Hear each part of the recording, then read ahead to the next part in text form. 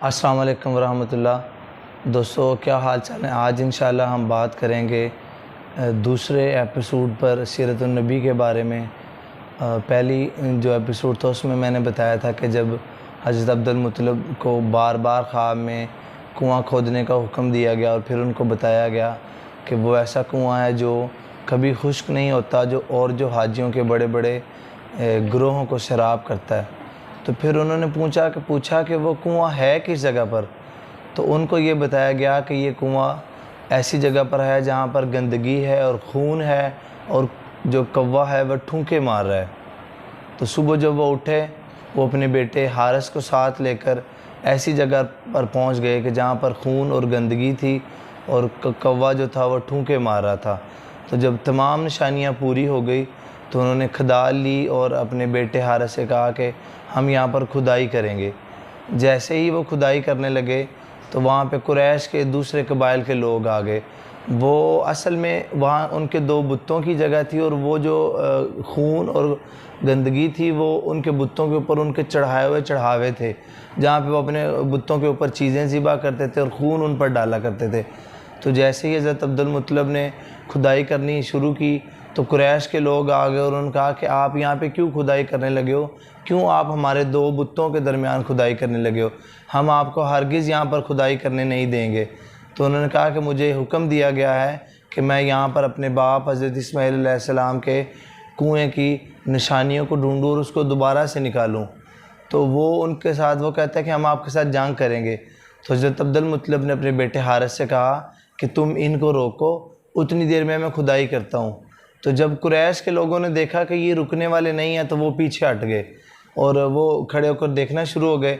अब्दुल मुत्तलिब ने वहाँ पे खुदाई करना शुरू कर दी और जैसे ही उनको कुएं के आसार नज़र आए तो उन्होंने अल्लाह अकबर का नारा बुलंद किया और कहा कि ये देखो हमारे बाप के आसार, हमारे बाप के कुएं के आसार नज़र आना शुरू हो गए हैं।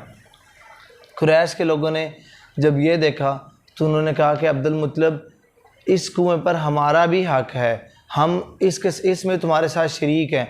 तो अब्दुल मुत्तलिब ने कहा कि अल्लाह की कसम मैं तुम्हें इसमें बिल्कुल भी शरीक नहीं करूँगा। तो उन्होंने कहा कि हम फिर आपके साथ जंग करेंगे। तो आपने कहा कि ऐसा करो, किसी से फ़ैसला करवा लो। फ़ैसला हुआ कि बनु साद बिन खुज़ैम की एक कहना जो कि मुल्क शाम में रहती थी, उससे जाकर इस मामले में फ़ैसला करवाया जाएगा। तो अब्दुल मुत्तलिब और अब्दुल मुत्तलिब के साथ अब्दुल मनाफ की एक जमात और बाकी कुरैश के लोगों के साथ उनकी अपनी लोगों की जमात मुल्क शाम की तरफ चल पड़े। अभी वो हजाज़ मुक़द्दस और शाम के दरमियान ही थे कि वहाँ पे एक बियाबान में उन्होंने ठहराव किया, पड़ाव किया। वहाँ पर उनका पानी ख़त्म हो गया और यहाँ तक कि उन्होंने एक दूसरे से पानी मांगा, बाकी लोगों ने पानी देने से इनकार कर दिया और उनको अपनी जान के लाले पड़ गए। तो ऐसी सूरत में जैसे अब्दुल मुत्तलिब अपनी सवारी के पास आए, अपनी सवारी को उठाया तो उनकी सवारी के नीचे से पानी का चश्मा फूट पड़ा। उन्होंने खूब सैराब होकर वो पानी पिया और अपने दूसरे लोगों को और दूसरे तमाम जितने कबाइल थे उन सब को वो पानी पिलाया। तो जब उन सब लोगों ने पानी पी लिया तो उन लोगों ने अब्दुल मुत्तलिब से कहा कि अब्दुल मुत्तलिब, अल्लाह ने आपके हक़ में फ़ैसला कर दिया, अब हमें उस कहना के पास जाने की ज़रूरत नहीं है। जैसे ही अल्लाह ने आपको यहाँ पे बियाबान से शराब किया है वैसे ही अल्लाह ताला आपको आब ज़मज़म से शराब करेगा और उस पर आपका हक़ साबित हो गया। वो लोग वापस आए, दोबारा से अब्दुल मुत्तलिब ने खुदाई शुरू कर दी। जैसे ही नीचे और खुदाई की तो वहाँ पे मालो दौलत, सोना चांदी, ज़ेरें, तलवारें, नेज़े, भाले, जो सारा कुछ वो मजाज ने वहाँ पर दफनाया हुआ था वो निकल आया। तो कुरैश के लोगों ने फिर लालच में आकर अब्दुल मुत्तलिब से कहा कि अब्दुल मुत्तलिब, हम इसमें तुम्हारे साथ शरीक हैं। उन्होंने कहा खुदा की कसम मैं आपको बिल्कुल भी इसमें शरीक नहीं करूँगा, आप इंसाफ की बात करो और 500 के तीरों के साथ फ़ैसला कर लो। सब इस बात पर मुत्फिक हो गए और 6 तीर रखे गए, 2 तीर खाना काबा के नाम के, 2 तीर अब्दुल मुत्तलिब के नाम के और 2 तीर बाकी कुरैश के लोगों के नाम के। जब उनको फेंका गया तो 2 तीर जो खाना काबा के नाम के थे वो मालो दौलत के हक़ में निकले, अब्दुल मुत्तलिब के हक़ में तीर, तलवार, नेज़े, भाले निकले और जो 2 तीर बाकी कुरैश के लोगों के हक़ में थे वो खाली निकले। तो इस तरह ये फ़ैसला भी हो गया उनके दरमियान।